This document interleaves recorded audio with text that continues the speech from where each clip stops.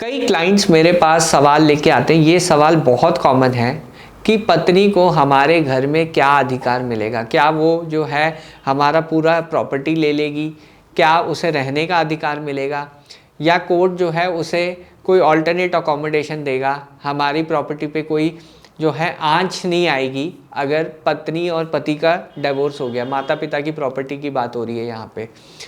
तो यहाँ पे हम जो है डोमेस्टिक वायलेंस एक्ट के बारे में बात कर रहे हैं, और डोमेस्टिक वायलेंस एक्ट में भी सेक्शन 17 का जो प्रोविज़न है उसके बारे में बात करेंगे आज, और latest judgement honourable Supreme Court की समझेंगे कि लॉ क्या कहता है, अपडेटेड लॉ क्या कहता है।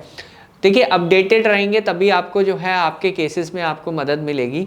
तो मैं आज जो है लेटेस्ट सुप्रीम कोर्ट की जजमेंट के थ्रू आपको ये बताऊंगा कि पत्नी के क्या अधिकार है अपने ससुराल में, और क्या वो आपके घर पे जो सास ससुर का घर है उस पर क्या क्लेम कर सकती है। आज ये वीडियो पूरी मैं इस बारे में बताऊँगा। तो चलिए शुरू करते हैं। मैं हूँ एडवोकेट नितेश बांका, आप है मेरे YouTube channel let's speak legal में। आज मैं जो है बहुत इंपॉर्टेंट टॉपिक के बारे में बात करना चाहता हूँ कि वकील साहब, हमारी जो बहू है वो हमारे साथ कभी नहीं रही, और वो हस्बैंड और वाइफ जॉब के लिए बाहर गए यूएसए, और वहाँ पे जो है उनका डिस्प्यूट हो गया। ऐसी मेरे पास क्वेरी आई थी, और पत्नी जो है वापस आ गई।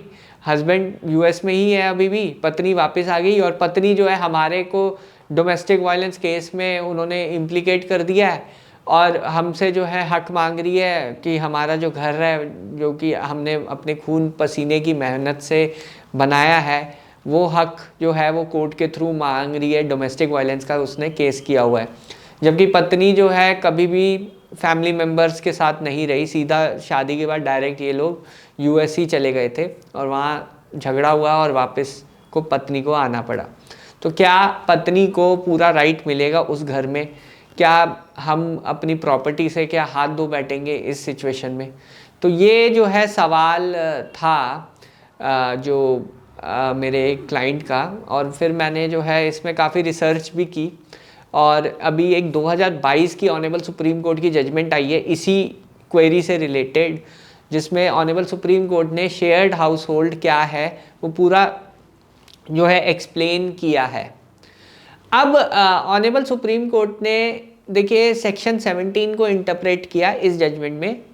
कमलेश देवी प्रभात त्यागी की जजमेंट है, ये जजमेंट आपको मिल जाएगी। मैंने इस पे आर्टिकल भी लिखा हुआ है। तो इस जजमेंट में ये हुआ कि सेक्शन 17 जो डीवी एक्ट का है उसको पूरी तरह इंटरप्रेट किया ऑनरेबल सुप्रीम कोर्ट ने। ऑनरेबल सुप्रीम कोर्ट ने पहली सिचुएशन ली कि यही जो सिचुएशन मैंने आपको बताई कि वाइफ को जो है बिल्कुल चांस ही नहीं मिला अपने शेयर्ड हाउस होल्ड में रहने का। वो सीधा जो है बाहर चली गई यूएसए अपने हस्बैंड के साथ, और वहाँ पे जाके जो है सारा डिस्प्यूट हुआ, उनका कलेश हुआ, वो साथ नहीं रह पाए और वाइफ को जो है वापस आना पड़ा।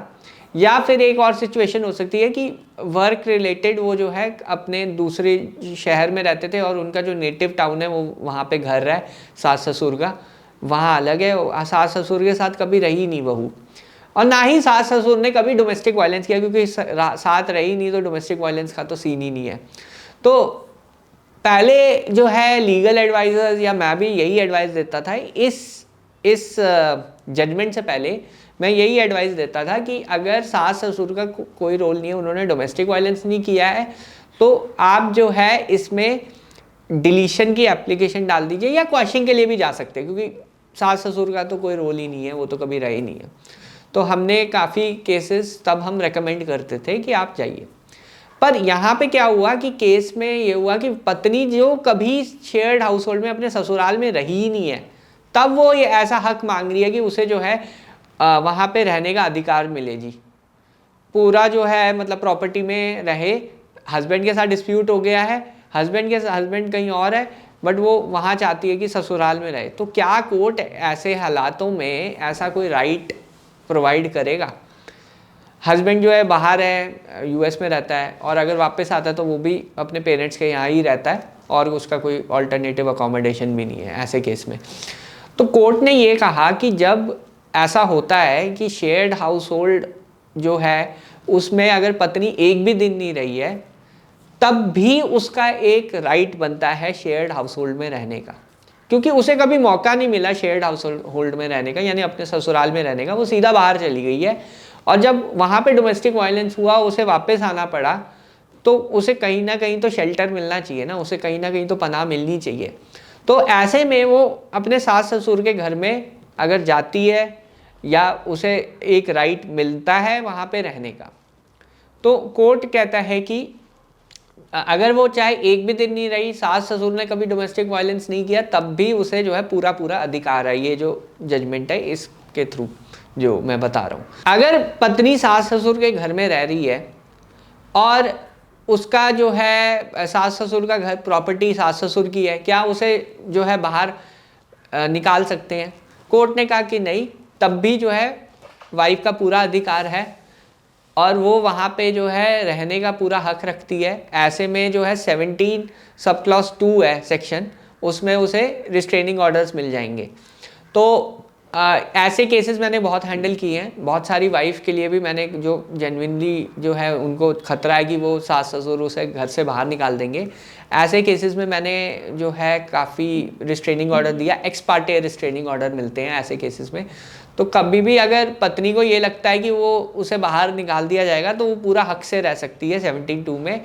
और 17(1) जो मैंने आपको बताया, सेक्शन 17 में पत्नी को पूरा अधिकार है अपने सास ससुर में शेयर्ड हाउस होल्ड में रहने का। तो यहाँ पे जो है पूरा, जो अगर सास ससुर ने बहुत जो है प्रेम से बहुत पैसा खर्च करके अपनी प्रॉपर्टी बनाई है, तो यहाँ पे बहुत ही खतरे वाली चीज़ है, क्योंकि ऑनरेबल सुप्रीम कोर्ट ने ये इंटरप्रेट किया है कि डोमेस्टिक वायलेंस का जो एक्ट है उसकी जो इंटरप्रिटेशन है वो लिबरल है, यानी वो जो इंटरप्रिटेशन है वो वाइफ के फेवर में हम करेंगे, वो ये बेनिफिशियल लेजिस्लेशन है। तो इसमें 2 सिनेरियो ऑनरेबल सुप्रीम कोर्ट ने डिस्कस किए। पहला सिनेरियो जो मैंने आपको बताया कि अगर वाइफ और हस्बैंड यूएस चले जाते हैं किसी वजह से, वहाँ यूएस में हस्बैंड की जॉब लग जाती है और वापस आ जाती है वाइफ, चाहे वाइफ एक भी दिन ना रही हो तब भी राइट है। वाइफ अगर जो है शेयर्ड हाउस होल्ड में रही है और उसके साथ कोई डोमेस्टिक वायलेंस नहीं हुआ और हस्बैंड की डेथ हो जाती है और इन लॉज उसे बाहर भेज देते हैं, तब भी उसका राइट बनेगा। और अगर वो अंदर रह रही है शेयर्ड हाउस होल्ड में और जो वो जो है रिस्ट्रेनिंग ऑर्डर भी ले सकती है कि उसे जो है बाहर फेंका ना जाए इसमें शेयर्ड हाउस होल्ड से। और कोई भी कोर्ट अगर वाइफ को एविक्ट करता है, उस पर भी एक ऑनरेबल सुप्रीम कोर्ट की जजमेंट है, वो भी मैं आपको भेज दूंगा। आपको डिस्क्रिप्शन बॉक्स में आर्टिकल अगर आप देखेंगे तो वो सारी जजमेंट्स मैं आपको भेज रहा हूँ। तो दूसरी सिनेरियो है कि अगर इन लॉज केस कर देते हैं कि जी वाइफ को निकालो क्योंकि हम ओनर हैं, हमने अपनी मेहनत से प्रॉपर्टी बनाई, तब भी जो है वाइफ के पास अधिकार है।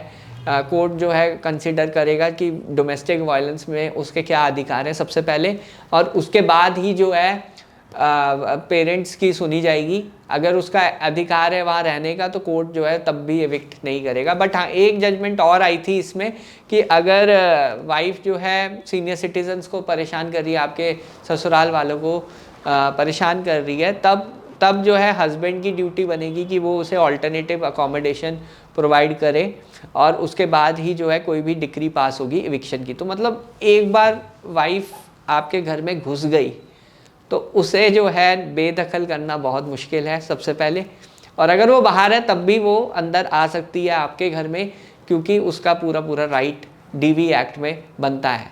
तो ये पूरी क्लियर पोजीशन है लॉ की। तो आपकी जो भी प्रॉपर्टी है, जो भी आप जहाँ रहते हो, तो यहाँ पे पूरी पॉसिबिलिटी बनती है कि वाइफ साइड को अगर राइट है रेजिडेंस का, कोर्ट दे सकता है, पूरा कंप्लीटली दे सकता है। जनरली क्या होता है प्रैक्टिस में, ये होता है कोर्ट ऑल्टरनेटिव अकोमोडेशन कहता है हस्बैंड को रेंटल दे दो, क्योंकि कोर्ट भी नहीं चाहेगा कि एक ही घर में सब रहें जहाँ डोमेस्टिक वायलेंस उसके साथ हुआ हो। तो कोर्ट जनरली ऑल्टरनेटिव अकोमोडेशन की तरफ जाता है, बट अगर उसे चाहिए वो राइट, वो मिल सकता है उसे। तो यहाँ पे मैंने आपको पूरा लॉ समझा दिया, क्या प्रोसेस है वो समझा दिया, क्या क्या सिचुएशंस में वाइफ को राइट टू रेजिडेंस मिल सकता है, वो भी आपको मैंने पूरा समझा दिया है। बहरहाल वीडियो देखने के लिए बहुत बहुत धन्यवाद। अगर आपको ये वीडियो पसंद आई है तो प्लीज़ मेरे चैनल को सब्सक्राइब कीजिए, वीडियो को लाइक कीजिए और कमेंट कीजिए क्या आपके साथ भी सेम सिचुएशन हो रही है अभी, तो हम फिर इसमें बात कर सकते हैं। Thank you very much.